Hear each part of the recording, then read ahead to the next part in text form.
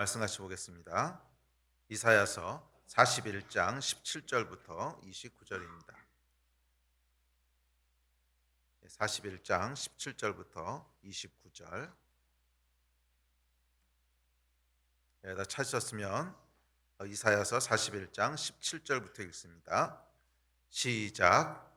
가련하고 가난한 자가 물을 구하되 물이 없어서 갈증으로 그들의 혀가 마를 때에 나 여호와가 그들에게 응답하겠고 나 이스라엘의 하나님이 그들을 버리지 아니할 것이라. 내가 헐벗은 산에 강을 내며 골짜기 가운데에 샘이 나게 하며 광야가 못이 되게 하며 마른 땅이 샘 근원이 되게 할 것이며 내가 광야에는 백향목과 시뜸나무와 화석류와 들감람나무를 심고 사막에는 잣나무와 소나무와 황양목을 함께 두리니 우리가 보고 여호와의 손이 지으신 바요 이스라엘의 거룩한 이가 이것을 창조하신 바인 줄 알며 함께 헤아리며 깨달으리라. 나 여호와가 말하노니 너희 우상들은 소송하라. 야곱의 왕이 말하노니 너희는 확실한 증거를 보이라. 장차 당할 일을 우리에게 진술하라. 또 이전 일이 어떠한 것도 알게 하라. 우리가 마음에 두고 그 결말을 알아보리라. 혹 앞으로 올 일들을 듣게 하며 뒤에 올 일들을 알게 하라. 그리하면 너희가 신들인 줄 우리가 알리라. 또 복을 내리든지 재난을 내리든지 하라. 우리가 함께 보고 놀라리라. 보라, 너희는 아무것도 아니며 너희 일은 허망하며 너희를 택한 자는 가증하니라. 내가 한 사람을 일으켜 북방에서 오게 하며 내 이름을 부르는 자를 해돋는 곳에서 오게 하였나니 그가 이르러 고관들을 석회같이 토지장이가 진흙을 밟음같이 하리니 누가 처음부터 이 일을 알게 하여 우리가 알았느냐? 누가 이전부터 알게 하여 우리가 옳다고 말하게 하였느냐? 알게 하는 자도 없고 들려주는 자도 없고 너희 말을 듣는 자도 없도다. 내가 비로소 시온에게 너희는 이제 그들을 보라 하였노라. 내가 기쁜 소식을 전할 자를 예루살렘에 주리라. 내가 본즉 한 사람도 없으며 내가 물어도 그들 가운데 한 말도 대답할 좋은 자가 없도다. 보라, 그들은 다 헛되며 그들의 행사는 허무하며 그들이 부어 만든 우상들은 바람이요 공허한 것뿐이니라. 아멘. 아멘. 2023년도에 저에게 주신 하나님의 말씀은 뉴 스타트, 새로운 출발이었습니다. 하나님께서 새로운 일들을 하실 것을 기대합니다. 이 새로운 일은 우리를 회복하시는 일이고 또 우리가 잃어버렸던 것들을 다시 복구하게 되는 일이고 또 우리가 생각하지 못했던 하나님의 은총들을 입게 되는 일입니다. 새 일이 여러분들 가운데 이루어지고 시작되기를 주의 이름으로 축복합니다. 자, 그런데 하나님께서 새 일을 행하신다고 하는 것은 그런데 특별한 이벤트는 아닙니다. 특별한 이벤트가 아니라고 하는 건 뭐냐면 새 일을 행하시는 것이 하나님의 속성이라는 거예요. 그러니까 하나님은 늘 새 일을 행하시는 분이시라는 거예요. 그래서 하나님은 하나님의 백성에게 늘 새 일들을 행하기를 원하시는 분이시고 늘 새 일들을 주기를 원하시는 분이십니다.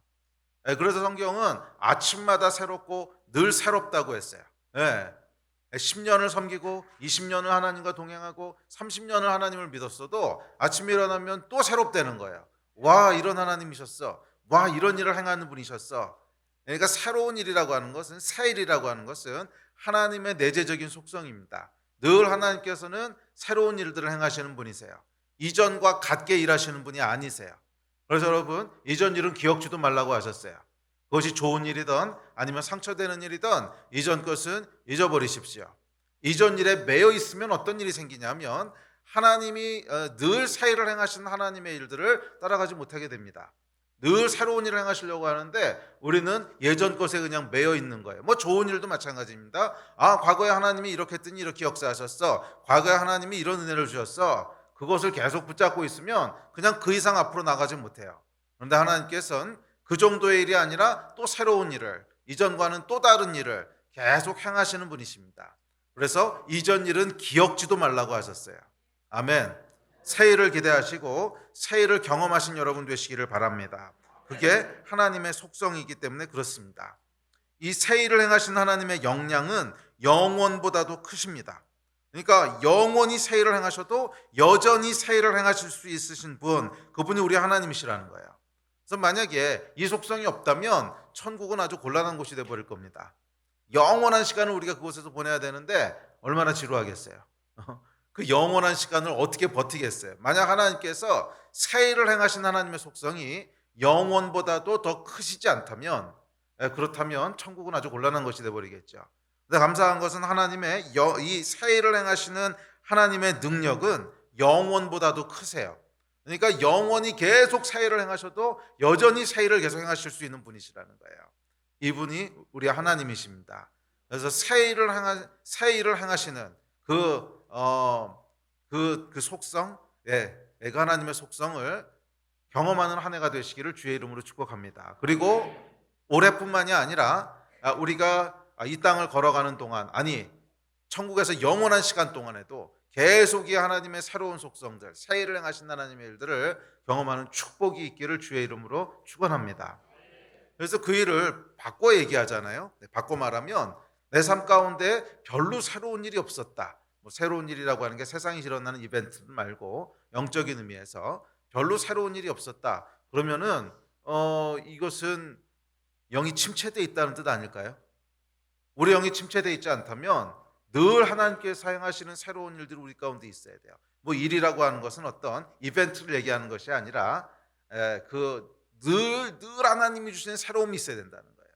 늘 하나님께서 주시는 신선함이 있어야 된다는 거예요. 그것이 영적으로 깨어있는 자들이 누리게 되는 당연한 현상인 줄 믿습니다. 그래서 여러분의 신앙생활이 뭔가 정체되어 있고 어저께나 그저께나 한 달 전이나 1년 전이나 뭐 그냥 똑같은 것 같아. 그렇다면 여러분 It's okay가 아닙니다. It's not okay예요. 우리의 영이 뭔가 지금 문제가 있다는 뜻입니다.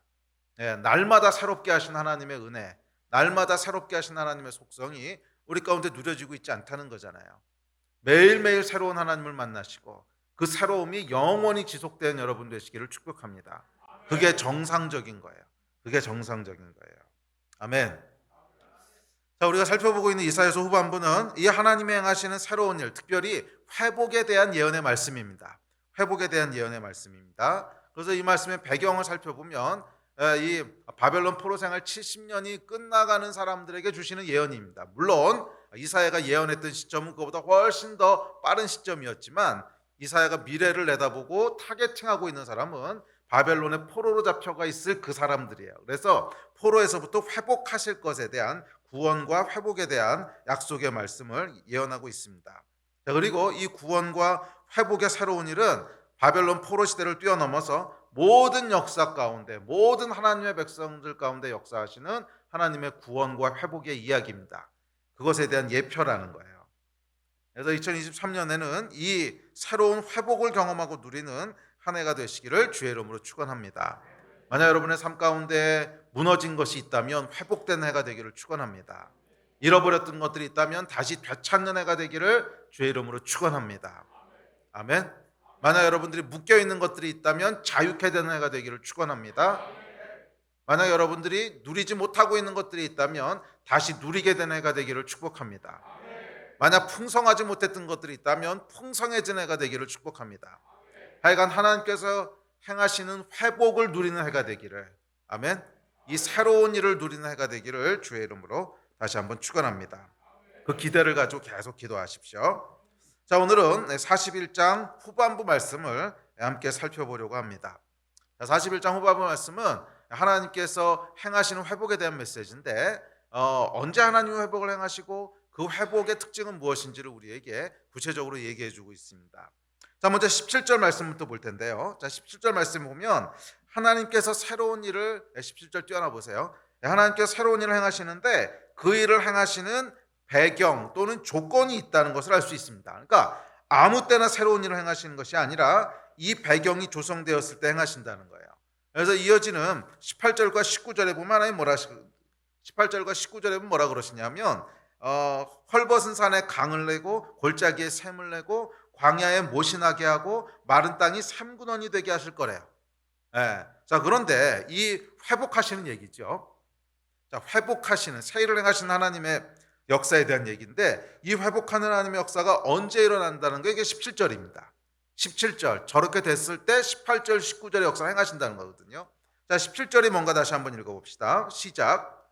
가련하고 가난한 자가 물을 구하되 물이 없어서 갈증으로 그들의 혀가 마를 때에 나 여호와가 그들에게 응답하겠고 나 이스라엘의 하나님이 그들을 버리지 아니할 것이라. 자, 여기 보면 어느 때라고 하는 말을 하나님이 하십니다. 그렇죠? 네, 하나님 뭐라 그러셨어요? 응답하겠고 그들을 버리지 아니할 것이다. 그러니까 하나님께서 응답하겠고, 즉 역사를 행하시겠고 움직이시겠고 하는데 어느 때에 그렇게 하시겠다는 거예요. 어느 때? 가련하고 가난한 자가 물을 구하되 물이 없어서 갈증으로 그들의 혀가 마를 때에, 바로 그때. 그렇죠? 갈증으로 그 혀가 마를 때에, 바로 그때에 나 여호와가 그들에게 응답하겠고, 이렇게 말씀하십니다. 자, 물이 없어 물을 구하는데 그 갈증으로 인해서 혀가 마른대요. 바로 그때가 여호와께서 응답하시는 때라는 것입니다. 그러니까 우리 삶 가운데 여러분들이 기도하시고 또 기대하시고 또 새 일들을 기대하시고 회복을 기대하시고, 예, 예? 하나님께서 응답하실 것을 기대하시잖아요. 그런데 오늘 본문 말씀에 보시면 어느 때에 응답하신다는 거예요. 어느 때? 갈증으로 그들의 혀가 마를 때에 응답하신다는 거예요. 갈증으로 그들의 혀가 마를 때에 응답하신다는 것입니다. 자, 이 말씀은 당연히 영적인 말씀입니다. 뭐 물리적으로 물이 없다는 뜻은 물론 아닐 거 아니에요. 물론 뭐 바벨론의 포로로 잡혀 있는 상황이 굉장히 힘들고 어렵긴 하지만 뭐 그렇다고 물이 없어서 물리적으로 목이 마른 상황은 아니거든요. 그러니까 이건 뭐냐면 어떤 내면 또는 영적인 상태를 얘기하고 있는 말입니다. 내면 또는 영적인 상태를 묘사하고 있는 말입니다. 그러니까 이 비유적인 표현인데 그 비유는 그러니까 그 비유는 뭐냐면 성경의 여러 곳에서 물이라고 하는 것은 어떤 영적인 것에 대한 비유로 그렇게 상징됐습니다. 예. 성경의 다른 부분들 한번 찾아보시겠어요? 여러 구절 제가 찾아냈는데 한번 쭉 읽어봅시다. 시작. 명절 끝날 곧 큰 날에 예수께서 서서 외쳐 이르시되 누구든지 목마르거든 내게로 와서 마시라. 나를 믿는 자는 성경의 이름과 같이 그 배에서 생수의 강이 흘러나오리라 하시니. 자, 이 말씀에서도 누구든지 목마르거든 그 배에서 생수의 강이 흘러나온다고 하는데 이건 뭐라 그랬어요? 뒤에 보면 성령을 일컫는 말이라고 해석하죠. 그 성경에서. 네. 그러니까 이 물은 뭐에 대한 비유예요? 우리 안에 성령의 충만함이 있는 것에 대한 비유가 물이에요. 그러니까 반대로 목이 마르다고 하는 건 뭐예요? 성령의 역사를 누리고 있지 못한 상태. 뭔가 하나님의 역사를 누리고 있지 못한 상태. 그 상태가 지금 목이 마른 상태고 갈증이 있는 상태인 거죠. 또 다음 구절도 마찬가지입니다. 시작. 예수께 대답하여 이르시되 이 물을 마시는 자마다 다시 목마르려니와 내가 주는 물을 마시는 자는 영원히 목마르지 아니하리니 내가 주는 물은 그 속에서 영생하도록 솟아나는 샘물이 되리라. 그러니까 이것도 마찬가지죠. 예수께서 주실 축복, 영적인 축복, 우리 안에 거하시는 성령님, 하나님, 그 얘기를 지금 하고 있는 거죠. 그게 있을 때 우리 안에 계속 생수가 솟아나는, 그게 없는 상태가 뭐라는 거예요? 갈급한 상태라는 거죠. 또 다음 구절 시작.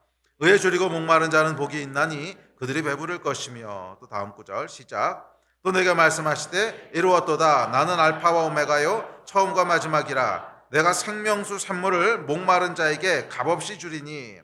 신랑과 신부가 말씀하시기를 오라 하시는도다. 듣는 자도 오라 할 것이요 목마른 자도 올 것이요 또 원하는 자는 값없이 생명수를 받으라 하시더라. 아멘. 자, 그러니까 이 비유들에서 다 똑같은 비유를 쓰고 있죠. 물 또는 물이 없는 상태. 자, 그것이 무엇에 대한 비유입니까? 물이 없는 상태라고 하는 것은 하나님의 임재를 충분히 누리고 있지 못한 상태. 그게 뭐 죄 때문에 그랬던 아니면 다른 이유 때문에 그랬던 하여간 어찌 되었든지 간에 하나님의 충만한 임재, 그것을 누리고 있지 못한 상태를 목마름 또는 갈증이라고 이야기하고 있습니다. 뭐 이유는 여러 가지가 있을 수 있어요. 뭐 죄 때문에 그럴 수도 있고 몰라서 그럴 수도 있고 아니면 정말 의인이지만 하나님께서는 특별한 목적을 위해서 뭐 그런 임재들을 잠깐 보류하실 수도 있고 뭐 욥 같은 경우 그랬잖아요. 자, 그렇듯이 이유는 여러 가지가 있을 수 있지만 하여간 하나님의 충만한 임재, 그 영적인 생명을 누리고 있지 못한 상태, 그걸 뭐라 그러는 거예요? 갈증 또는 목마름이라고 얘기합니다. 자, 그래서 오늘 이사야서 41장 17절에서 얘기하는 가련하고 가난한 자가 물을 구하되 물이 없어서 갈증으로 그들의 혀가 마를 때라고 하는 것은 하나님의 충만한 임재를 누리고 있지 못한 그런 영적인 상태를 표현하는 말입니다. 그렇죠? 표현하는 말이에요. 자, 그리고 이것이 헐벗은 산, 메마른 광야라는 비참한 바벨론 포로 현실을 이야기하게 된 근본적인 이유이기도 합니다. 충만한 하나님의 임재를 누리지 못함으로 말미암아 실질적인 삶의 고난과 어려움들을 겪게 됐다는 거죠. 물론 모든 고난과 어려움이 뭐 이런 것에서 오는 건 아닙니다. 의인이 받는 고난도 있으니까. 그렇지만 우리가 충만한 하나님의 임재를 누리고 있지 못하면 이런 헐벗은 인생이 되는 건 사실이에요. 우리가 충만한 하나님의 임재를 누리지 못하면 헐벗고 메마른 인생이 되는 것은 사실입니다. 그래서 그 결과 이들이 바벨론 포로라고 하는 헐벗은 산, 메마른 광야의 시간을 보내게 됩니다. 자, 물이 없으니 산이 헐벗고 물이 없으니까 광야가 된 거잖아요. 왜 산에 나무가 없고 왜 광야에 아무런 풀이 없겠어요? 물이 없으니까 그런 거죠. 물이 없으니까. 자, 어찌되었던 하나님이 언제 응답하신다고요? 갈급한 때 응답하십니다. 갈급할 때. 영적인 갈망이 있을 때 응답하십니다. 주님, 내가 목마릅니다. 내가 갈급합니다. 나는 하나님이 필요합니다. 하나님 도와주십시오. 이 갈망이 있을 때 그때 하나님이 응답하신다는 거예요. 그래서 예수께서 뭐라 그러셨어요? 누구든지 목마르거든 내게로 와서 마시라. 누구든지 목마르거든. 그러니까 누구든지 예수께 와서 그 생수를 마실 수 있는데 조건이 있습니다. 목마르거든. 사실 이건 조건이랄 것도 없는데 목이 안 마르면 갈 리가 없잖아요. 목이 안 마르면 갈 리가 없잖아요. 여러분, 영적인 갈망은 새 일을 행하시는 배경이 됩니다. 아주 상식적으로 생각해 보세요. 아무런 영적인 갈망이 없어요. 아무런 하나님에 대한 갈증도 없어요. 그냥 세상 사는 게 만족스럽고 모든 게 배부르고 모든 게 행복해요. 그런데 하나님의 새 일이 일어나겠습니까? 새 일을 간구하긴 하겠습니까? 당연히 하나님의 새 일이 일어날 리가 없지요. 당연히 일어날 리가 없습니다. 새 일은 언제 일어나냐 하면 그 일을 갈망하는 사람에게 일어나는 거죠. 하나님의 응답과 역사는 누구에게 일어납니까? 갈망하는 사람에게 일어나는 거죠. 별로 하나님에 대한 필요도 없고 별로 하나님에 대해서 갈급한 것도 없고 그냥 이렇게 사는 게 편해. 이런데 하나님의 역사가 일어날 리는 만무하다는 거예요. 그래서 앞에 여러 구절들을 살펴봤죠. 우리가 요한복음부터 요한복음, 마태복음, 계시록 또 오늘 이사야 본문까지 뭐 이거 말고도 굉장히 많습니다. 굉장히 많은 예레미야서에도 나오고 이사야서 55장에도 나오고 계속 하나님이 똑같은 말씀을 하시는데 갈급한 사람에게 역사하시겠다는 거예요. 갈급하지 않는데 하나님이 역사하시는 일은 없다는 거예요. 그러면 여러분, 하나님의 새로운 일을 경험하기 원하신다면 하나님을 향해 갈급함을 가지시기를 바랍니다. 그리고 이 갈급함은 사실 어디서부터 오냐면 내 인생이 헐벗었다는 것을 보는 데서부터 와요. 아이고, 둘러보니까 아무것도 없는 거야. 내 인생이 헐벗은 산이에요. 메마른 광야예요. 이거를 딱 직시하기 시작할 때 갈급함이 나오는 거예요. 하나님, 물이 없습니다. 물이 없습니다. 내 인생이 헐벗은 산입니다. 메마른 광야입니다. 주여 도와주십시오. 여기서부터 오는 거예요. 아멘. 그러면 여러분 안에 이런 영적인 갈망이 만약 없는 것처럼 느껴진다면 오늘 무엇을 기도하셔야 되냐면 성령께서 여러분 안에 내 인생의 현실을 볼 수 있게 해달라고 기도하셔야 돼요. 이 조명하심부터 시작하는 거예요. 지금 내 인생의 현실을 보게 하여 주십시오. 내가 이 눈이 지금 가려 있는 거거든요. 이 가려 있는 눈을 여셔서 내 가려진 눈을 여셔서 내 인생의 현실을 보게 하여 주십시오. 거기서부터 갈망이 나오는 거죠. 갈증이 나오는 거죠. 이 기도부터 시작하신 여러분 되시기를 바랍니다. 하여간 아무런 갈망이 없는데 하나님의 역사가 일어나지는 않아요. 갈망이 모든 일의 시작입니다. 그래서 예수께서 이렇게 말씀하셨죠. 요한복음 7장 37절 38절 시작. 명절 끝날 곧 큰 날에 예수께서 서서 외쳐 이르시되 누구든지 목마르거든 내게로 와서 마시라. 나를 믿는 자는 성경의 이름과 같이 그 배에서 생수의 강이 흘러나오리라. 아멘. 이 목마름이 있으십니까? 하나님에 대한 갈망이 있으십니까? 모든 성령의 역사가 시작되는 시작점은 이거예요. 항상 이거예요. 제가 옛날에 영적 세계의 원리 강의할 때도 얘기했지만 영의 본질은 뭐예요? 갈망이에요. 영의 가장 본질은 갈망이에요. 갈망. 그래서 그 영이 임했을 때 우리 안에 갈망을 일으키기도 하지만 갈망이 있을 때 그 영이 역사하기도 해요. 돈에 대한 갈망이 정말 차고 넘치면 돈의 영이 여러분 안에 역사하기 시작하는 것이고, 하나님에 대한 갈망이 차고 넘치면 성령께서 여러분 안에 역사하시는 거예요. 네, 갈망에서부터 시작합니다. 모든 하나님의 역사, 모든 성령의 역사는 갈망에서 시작합니다. 아멘. 오늘 이 밤이 이 갈망의 은혜가 부어지는 밤이 되기를 축복합니다. 성령께서 저와 여러분 안에 영원을 향한, 예수 그리스도를 향한, 성령님을 향한, 그리고 하나님을 향한 갈망을 부으시기를 예수의 이름으로 간절히 축원합니다. 아멘. 자, 이어지는 18절과 19절입니다. 시작.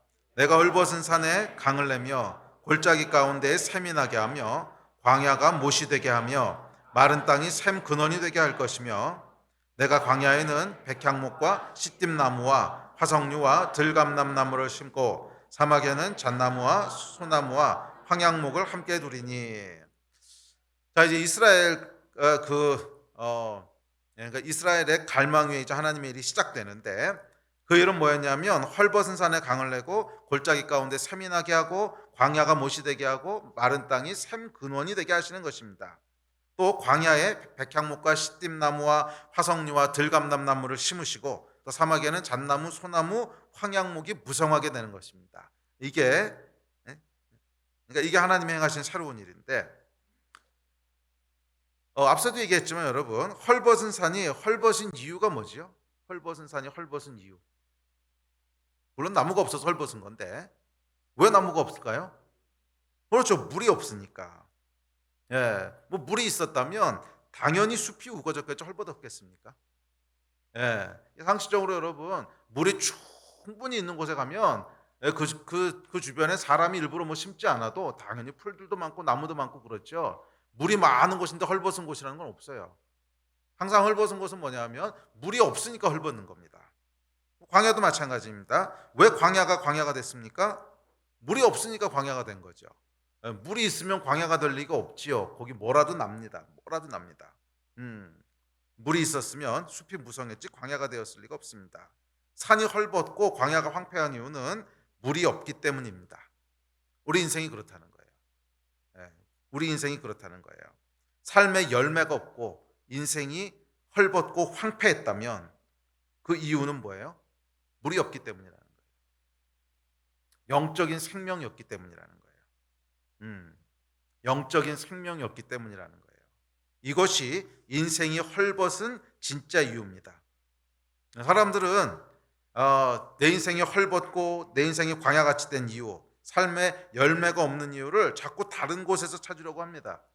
뭐 돈이 없어서 그렇다고 생각하고, 결혼을 잘못해서 그렇다고 생각하고, 자식이 속을 썩어서 그렇다고 생각하고, 공부를 많이 못해서 그렇다고 생각하고, 부모를 잘못 만나서 그렇다고 생각하고, 이도저도 아니면 재수가 없어서 그렇다고 생각합니다. 사람들은 하여간 내 인생이 풍성하지 못한, 헐벗은 산 같고 메마른 광야 같다고 느낀다면 이때 내 인생이 황폐한 이유를 다른 곳에서 찾으려고 합니다. 표면적으로는 그럴 수 있습니다. 뭐 헐벗은 이유가 뭡니까? 나무가 없어서 그렇습니다. 그렇죠. 나무가 없으니까 헐벗었죠. 그러나 왜 나무가 없느냐는 거예요. 왜 나무가 없느냐는 거예요. 물이 없으니까 그런 거죠. 오늘 성경은 정확히 이 이야기를 하고 있는 겁니다.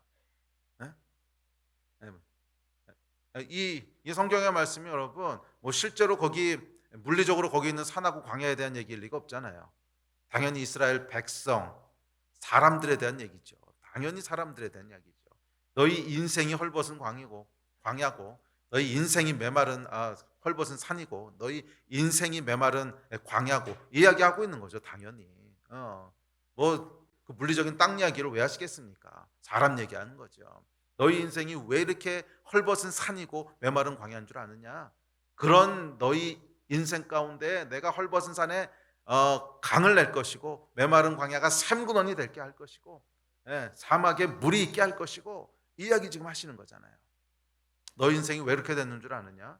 당연히 나무가 없으니까 이렇게 된 건데 왜 나무가 없는 줄 아느냐? 물이 없기 때문에 그런 거다. 물은 뭐예요? 영적인 생명이에요. 사람은 영적인 생명이 있어야 그 인생이 풍성해지는 건데, 사람은 영적인 생명이 있어야 그 인생이 풍성해지는 건데, 이 영적인 생명이 메말라 버렸는데 거기에 무슨 열매가 있겠냐? 거기에 무슨 풍성함이 있겠냐? 이 이야기를 우리에게 전달하고 있는 것입니다. 여러분, 여러분의 인생이 어떤지 모르겠지만 그 인생이 열매가 없고 황폐한 것 같고 풍성하지 못하다고 느끼신다면 근본적인 이유는 딱 하나입니다. 영적인 생명이 없기 때문에. 여러 가지로 핑계대지만 그건 그냥 표면적인 이유고, 표면적으로 뭐 그럴 수 있죠.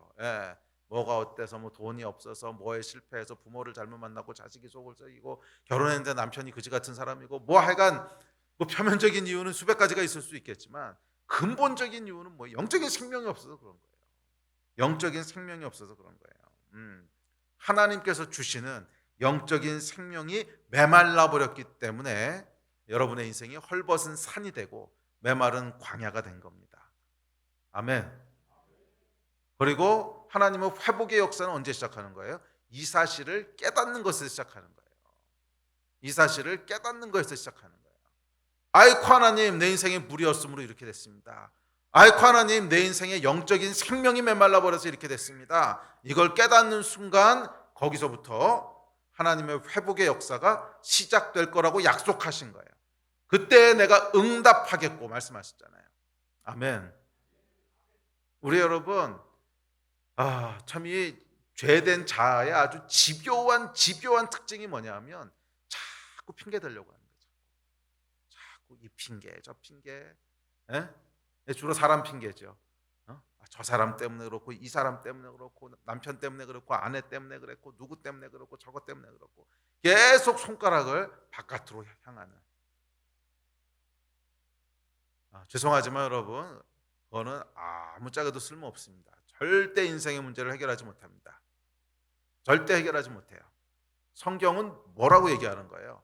헐벗은 산, 메마른 광야, 이유가 뭔 줄 아느냐? 물이 없어서 그런 거다. 정확하게 그 얘기입니다. 이유는 물이 없어서 그런 거다. 영적인 생명이 없어서 그렇게 된 거다.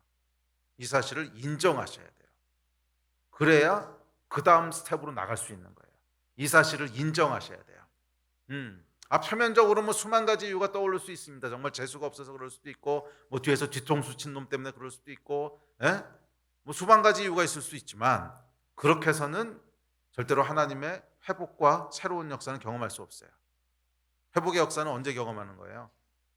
아이고 헐벗은 산이 된 거는 저놈들이 와가지고 나무를 다 벼갔어요. 이래가지고는 해결될 수 없다는 거예요.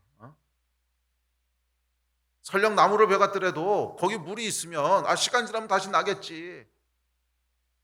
안 그러겠어요? 나무를 벼가서 물론 그렇게 됐을 수 있지만 정말 거기 물이 있었으면 시간 지나면 다시 나겠죠. 왜 시간이 지나도 회복이 안 되냐고. 물이 없으니까 그런 거죠. 성경은 아주 명확하게 얘기합니다. 물이 없어서 그렇다는 거예요. 그래서 누구든지 목마르거든 내게 와서 마시라는 거예요. 오직 예수께만, 오직 하나님께만 소망이 있습니다. 아멘. 오늘 다른 건 다 잊어버리셔도 이 진리는 붙잡으십시오. 하나님께만 소망이 있고, 우리 인생의 모든 문제는 결국 영적인 생명이 메말랐기 때문에 일어난 겁니다. 결국 그래서 일어난 겁니다. 아멘. 그 자리로 돌아가서 거기서부터 시작하십시오. 거기서부터 시작하십시오. 아멘. 근원적인 문제를 해결해야 돼요. 자, 18절과 19절에서 하나님은 우리 인생의 이 근원적인 문제를 해결하실 것을 말씀하고 계신 거예요. 가장 근원적인 문제부터 해결하시겠다는 거예요. 헐벗은 산에 강을 내시고 골짜기 가운데 샘이 나게 하고 광야가 못이 되게 하고 마른 땅이 샘근원이 되게 하시겠다는 거예요. 자, 헐벗은 산, 마른 땅, 메마른 광야 다 뭐예요? 황폐한 인생이죠. 또 골짜기는 뭐예요? 어둡고 슬픈 인생 얘기하는 거 아닙니까? 다 우리 삶에 대한 비유적인 표현이죠. 예. 어? 삶이 골짜기에 있다는 건 뭐예요? 해도 잘 안 들고 우울하고 슬프고 낙심되고 이런 상황이라는 거고, 예. 황폐한 산 또 예? 예. 사막, 메마른 광야, 이건 다 뭐예요? 풍성하지 못한, 열매가 없는 그런 인생을 묘사하고 있는 겁니다. 자, 그런데 여기에 하나님께서 근원적인 회복을 이루시겠다는 거예요. 어떻게? 물을 주심으로. 물을 주심으로. 영적인 생명이 다시 흐르게 하시겠다는 것입니다. 모든 회복은 여기서부터 시작되는 줄 믿습니다. 그러므로 여러분, 나무를 구할 것이 아니라 물을 구하셔야 돼요. 나무를 구할 것이 아니라 물을 구하셔야 돼요. 우리가 저지르는 실수, 나무를 구하잖아요. 자꾸 눈에 보이는 뭐를 구하잖아요. 아니요, 그 전에 물을 구하셔야 돼요. 내 안에 예수께서 말씀하셨던, 성경에서 수도 없이 얘기하고 있는 그 배에서 생수가 흘러나게 하리라, 생수가 넘쳐나게 하리라. 이게 먼저 회복돼야 나무를 심어도 나무가 살 것이고 나무가 잘려도 다시 살아날 텐데, 물이 없어서 바짝 메말라 있는데 나무 구해봐야 뭐합니까? 거기에 나무 심어봐야 어차피 조금 있으면 다시 또 없어질 텐데. 많은 사람들이 여러분 18절 이전에 19절을 먼저 원해요. 백향목과 시띠나무와 화석류와 들감남나무 온갖 종류와 나무의 숲이 울창한 그런 축복을 먼저 원합니다. 이게 뭐예요? 가시적인 하나님의 축복을 원하는 거죠. 응? 지금 내 인생이 황폐한, 눈에 보이는 이유, 나무가 없어요. 누가 다 잘라갔는지 죽었는지 하여간 나무가 안 보여요. 그러니까 가시적인 응답을 구합니다. 나무를 돌아오게 해주십시오. 예, 나무가 다시 있게 해주십시오. 응? 백향목과 시띠나무를 원합니다. 재정의 회복을 원하고, 행복한 가정을 원하고, 자녀들이 돌아오기를 원하고, 관계가 회복되기를 원하고, 사람들이 다 부러워할 만한 풍성한 인생이 되기를 원합니다. 백향목과 시띠나무를 원하는 거죠. 백향목과 시띠나무를 원하는 거예요. 그런데 여러분, 이 나무 심어봐야 뭐합니까? 어차피 조금 있으면 또 죽는데. 아주 좋은 백향목, 뭐 시띠나무 저기서 떠와가지고 옮겨 심어봐야 뭐해요? 물이 없는데. 어차피 조금 있으면 삐쩍 말라서 죽을 텐데. 씨앗을 뿌려봐야 뭐예요? 어차피 자라지도 않을 텐데. 물이 없으면 다시 헐벗은 산, 메마른 광야가 되어버리는 것은 시간 문제입니다. 나무가 자랄 수 있는 토양이 먼저 되어야죠. 뭐요? 물. 우리 인생 가운데 물이 있어야 된다는 거예요. 물이 없는데 나무를 심었다고 풍성해질 리는 없습니다. 영적인 회복이 먼저 일어나야 됩니다. 영적인 생명이 먼저 돌아와야 됩니다. 그러면 여러분, 나무를 구하기 이전에 물을 구하셔야 돼요. 나무를 구하기 전에 물을 구하셔야 돼요. 이 밤이 여러분, 나무를 구하는 것에서부터 더 깊게 들어가셔서 물을 구하는 밤이 되시기를 축복합니다. 물론 우리 삶에 구체적인 필요들이 있습니다. 그것도 구하라고 하셨어요. 구체적인 필요들이 있습니다. 재정의 필요도 있고, 정말 속썩이는 남편, 속썩이는 아내, 자녀들 문제, 회사 문제, 건강 문제, 맞아요. 우리 삶 가운데 백향목과 시든나무가 필요해요. 그런데 그 이전에 뭐를 구하라는 거예요? 영적인 생명을 먼저 구하라는 거예요. 그래야 그 나무들이 살아날 수 있다는 거예요. 그래야 그 나무들이 살아날 수 있다는 것입니다. 그렇지 않으면 그때뿐이에요. 비록 잠깐은 응답받는 것처럼 보여도 또 그 문제 생길 거예요. 또 생기고 또 생기고 계속 헐벗을 겁니다. 왜? 물이 없으니까.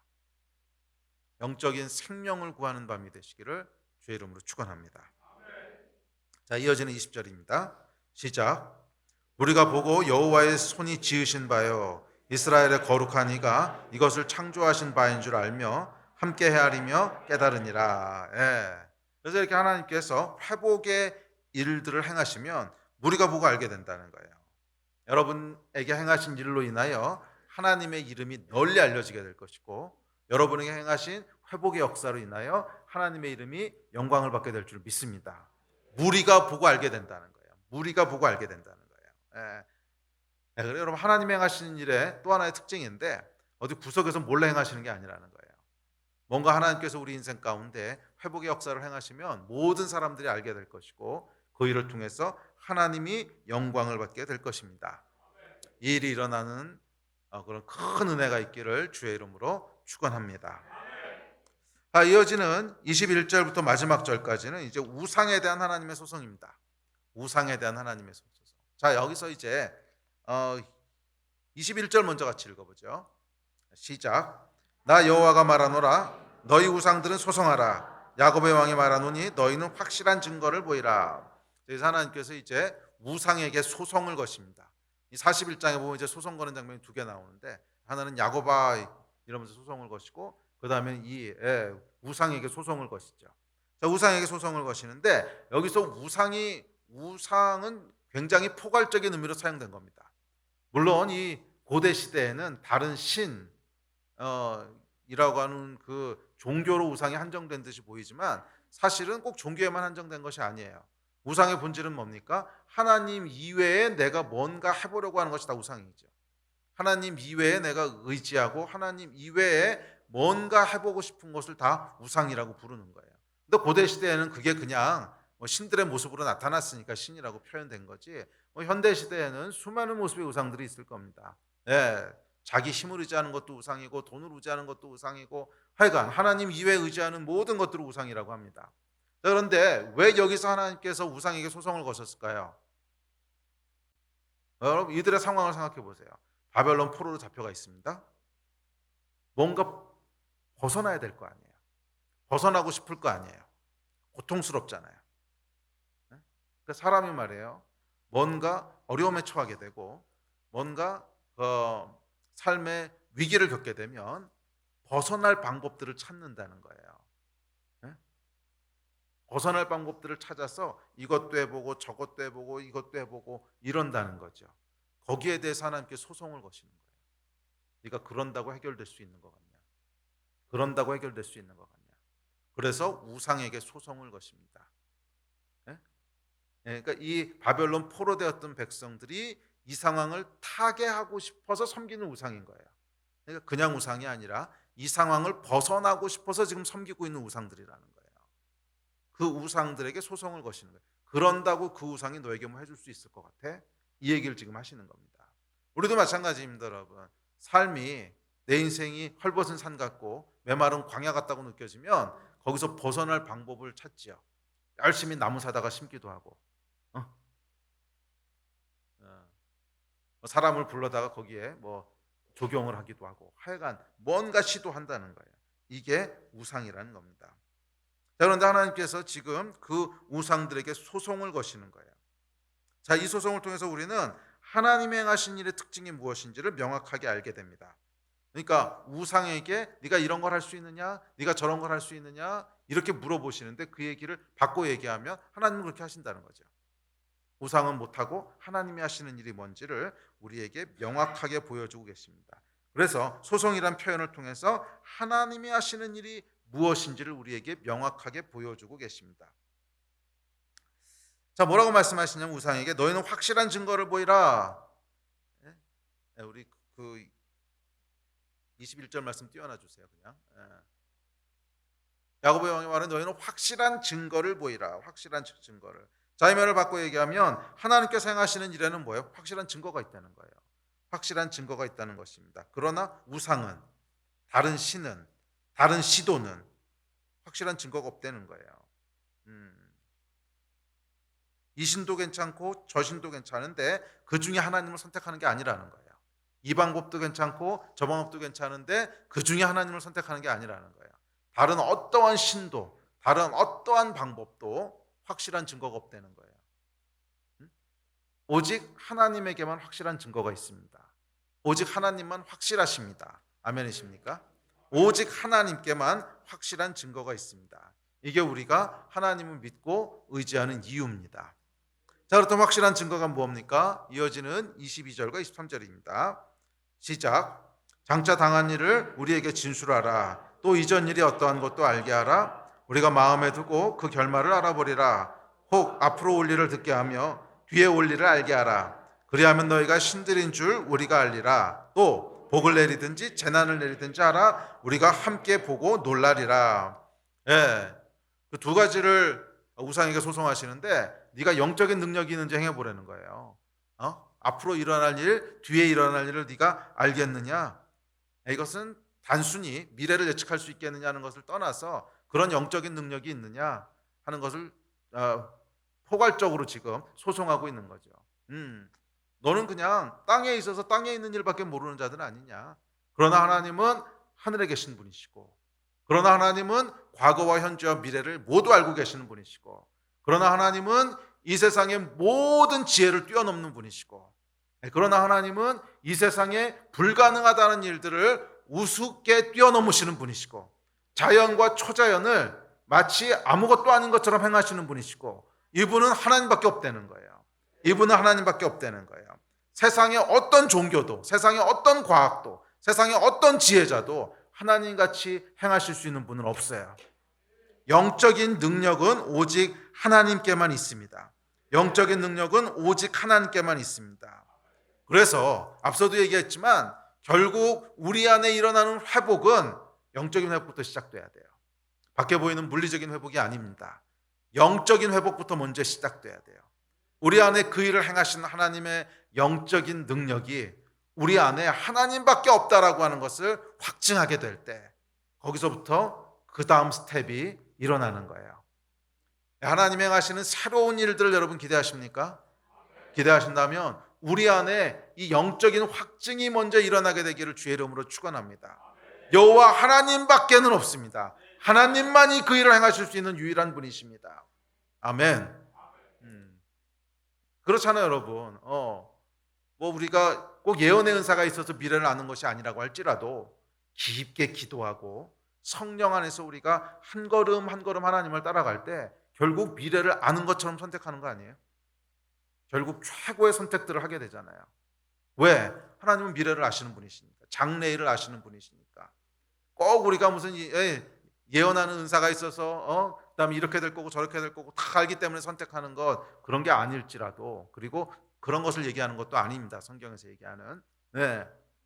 우리가 신실하게 하나님을 믿고 정말 성령 안에서 기도하면서 하나님을 따라가고 주의 말씀에 순종하면서 살아가려고 할 때 우리 인생 앞에 있는 모든 위기들을 피해가며 우리에게 주시는 최고의 복들을 다 누리는 길들을 가게 되잖아요. 뭐예요? 성령께서는 앞에 일어날 일을 아시는 유일한 분이시기 때문에 그래요. 다른 어떤 지혜도, 어떤 과학도, 어떤 신도 우리를 이렇게 인도하지 못해요. 우리를 이렇게 인도하지 못해요. 그 앞에 뭐가 일어날지 아는 존재는 없어요. 오직 하나님만 아세요. 아멘. 아멘. 여러분 신실하게 하나님을 따라가는 여러분의 삶이 먼저 회복되기를 축복합니다. 성령님과 깊게 동행하는 삶이 회복되기를 주의 이름으로 축원합니다. 두 번째는 뭐라고 그러냐면 복을 내리든지 재난을 내리든지 하라고 말씀하십니다. 그러니까 바꿔 얘기하면 하나님은 복을 내리시고 재난을 내리시는 분이라는 거예요. 우리 삶 속에 실제적인 복과 재난을 주관하시는 분은 오직 하나님뿐이십니다. 세상의 다른 어떤 것도 우리 삶의 복도 재난도 내리지 못합니다. 아멘이십니까? 우리 삶에 복을 주셔도 하나님이 주시는 것이고, 재난은 받으면 안 되겠지만 재난도 누가 주관하시는 거예요? 하나님이 허락하지 않으시면 재난 없다는 거예요. 우리의 복과 재난을 주관하시는 유일하신 분은 하나님이십니다. 그래서 영적인 일에서 시작하지만 구체적인 복과 재난도 하나님이 주관하시는 거예요. 아멘. 자, 셋째, 그렇기에 다른 모든 우상, 다른 모든 시도는 헛되고 허망한 것입니다. 24절부터 마지막 29절까지가 그 얘기를 하고 있습니다. 쭉 다시 한번 읽읍시다. 시작. 보라, 너희는 아무것도 아니며 너희 일은 허망하며 너희를 택한 자는 가증하니라. 내가 한 사람을 일으켜 북방에서 오게 하며 내 이름을 부르는 자를 해돋는 곳에서 오게 하였나니 그가 이르러 고관들을 석회같이 토기장이가 진흙을 밟음같이 하리니 누가 처음부터 이 일을 알게 하여 우리가 알았느냐? 누가 이전부터 알게 하여 우리가 옳다고 말하게 하였느냐? 알게 하는 자도 없고 들려주는 자도 없고 너희 말을 듣는 자도 없도다. 내가 비로소 시온에게 너희는 이제 그들을 보라 하였노라. 내가 기쁜 소식을 전할 자를 예루살렘에 주리라. 내가 본즉 한 사람도 없으며 내가 물어도 그들 가운데 한 말도 대답할 좋은 자가 없도다. 보라, 그들은 다 헛되며 그들의 행사는 허무하며 그들이 부어 만든 우상들은 바라며 공허한 것뿐이니라. 아멘. 이게 우상에 대한 결론이라는 거예요. 우상은 다 뭐예요? 헛되고 그 행사는 허무하며 그 끝은 공허하다는 것입니다. 오직 하나님이 일으키실 한 사람, 이 한 사람이라는 것은 1차적으로는 고레스 왕을 지칭하는 것이고요. 고라스 왕이 나와서 70년 포로 생활을 끝나고 돌아가게 하죠. 그리고 더 나아가서는 당연히 예수 그리스도에 대한 예표입니다. 하나님께서 예수 그리스도를 세우셔서 기쁜 소식을 전할 자를 세우셔서 그를 통해서 일하시는데, 이것 외에는, 이 길 외에는 다른 모든 우상은, 다른 모든 시도는, 다른 모든 방법은 다 헛되고 허무하고 공허하다는 것입니다. 그러므로 어떻게 하라는 거예요? 하나님을 의지하라는 거예요. 하나님만 의지하라는 거예요. 이것이 오늘 이사야서의 결론입니다. 아멘. 우리 예배팀 앞으로 나오십시오. 오직 하나님만 의지하라는 것이에요. 다른 어떤 것도 의지하지 말라는 거예요. 그것은 다 헛되고 허무하고 공허한 것인 줄 믿습니다. 아멘.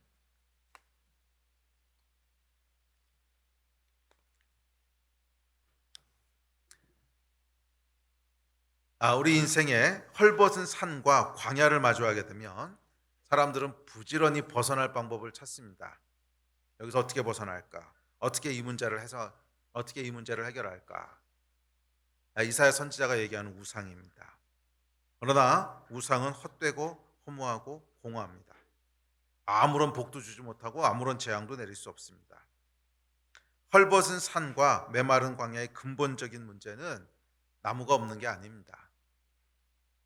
나무 아무리 갖다 심어봐야 물이 없으면 다시 죽습니다. 절대로 우리 인생이 풍성해지지 않습니다. 우리 인생이 메마르고 헐벗은 이유는 물이 없기 때문입니다. 딴 거 다 잊어버리셔도 이거 하나는 기억하십시오. 표면적인 문제는 수만 가지 문제로 나타날 수 있어요. 수만 가지 문제로 나타날 수 있어요. 그렇죠. 우리 삶이 얼마나 복잡합니까?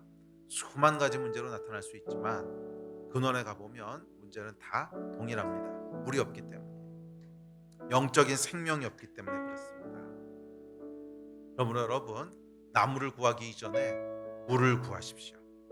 성경 어디에도 나무가 없음으로 망하게 됐다고 얘기한 적 없어요.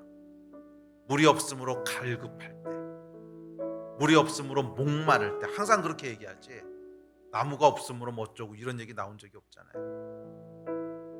물이 없어 목마른 자에게 하나님께서 응답하기 시작하십니다.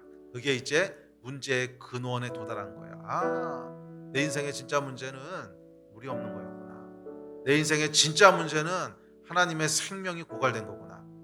내 인생의 진짜 문제는 하나님의 그 생명이 끊어졌는데 그걸 모르고 1년씩, 5년씩, 10년씩 살아온 거구나.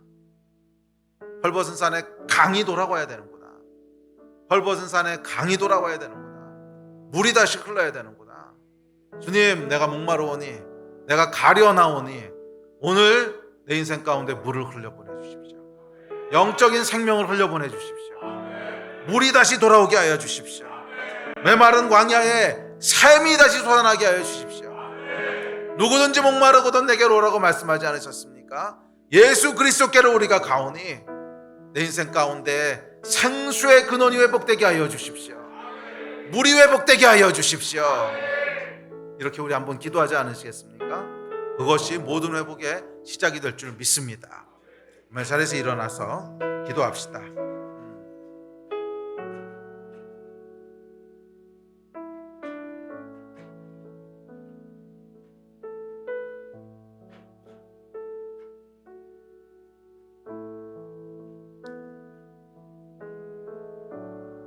시간이 걸릴 수는 있습니다. 오늘 17절, 18절, 19절에 보면 나무를 심는다 그럽니다. 나무를 심으면 여러분, 이게 무성해질 때까지는 꽤 오랜 시간이 걸리겠죠. 그렇지만 분명한 것은 물이 있으면요, 시간 문제지 결국은 나요. 결국은 무성해집니다. 그러나 물이 없으면 크고 화려한 나무를 옮겨다 심어도 좀 있으면 다시 헐벗게 돼요. 물을 구하십시오. 영적인 생명을 구하십시오. 그러면 시간은 걸릴지 모르지만 나무가 한 그루 한 그루 자라게 될 겁니다. 그리고 언젠가 여러분들은 풍성한 숲에서 풍성한 하나님의 은혜와 은총을 감사하게 될 겁니다. 아멘. 우리 함께 좀 기도합시다. 우리 기도하실 때 우리 이 말씀 그대로 기도합시다. 가련하고 가난한 자가 물을 구하되 물이 없어서 갈증으로 혀가 마를 때에 나 여호와가 그들에게 응답하겠다고 하나님 약속하셨습니다. 오늘 우리 삶 가운데 영적인 생명을 회복시켜 주십시오. 영적인 생명을 회복시켜 주십시오. 다시 물이 흘러가게 하여 주십시오. 누구든지 목마르거든 예수께로 오라 하였사오니 주여 우리가 예수께로 돌아갑니다. 예수님, 우리 하나님이 세우신 유일한 생명이신 예수님, 우리 삶 가운데 물을 회복시켜 주십시오.